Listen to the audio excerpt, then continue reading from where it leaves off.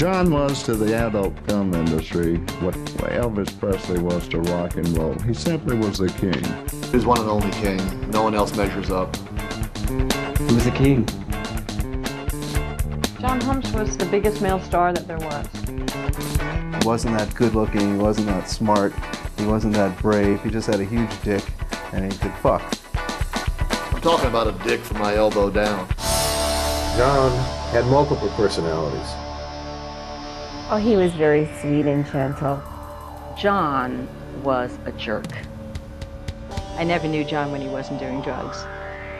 What actually was in his mind as he saw 4 people slaughtered? John had an extremely low self-esteem.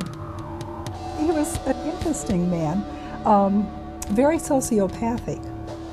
He backhanded me in the mouth so hard that my tooth went through my lip.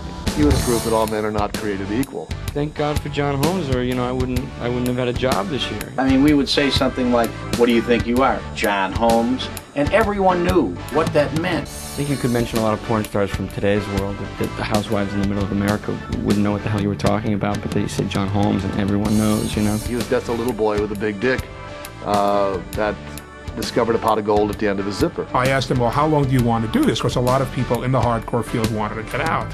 And he looked at me and he said, until I'm dead. What was so fascinating about John Holmes, the fact that he had this gigantic penis. He was a skinny guy with this huge schlong.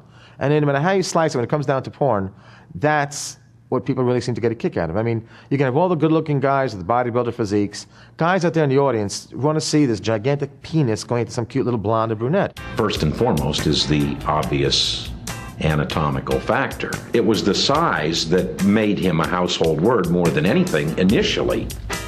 That's what I saw when I looked at John Holmes, and you see some of the early films that he made, and you see his face, and he's really, kind of cute. So gangly, he's like a geek, just a geek, but he's got this big dick. When I first saw his cock, my reaction was, I didn't know what to do. I was like, there's no way that thing's getting up in me. Wow.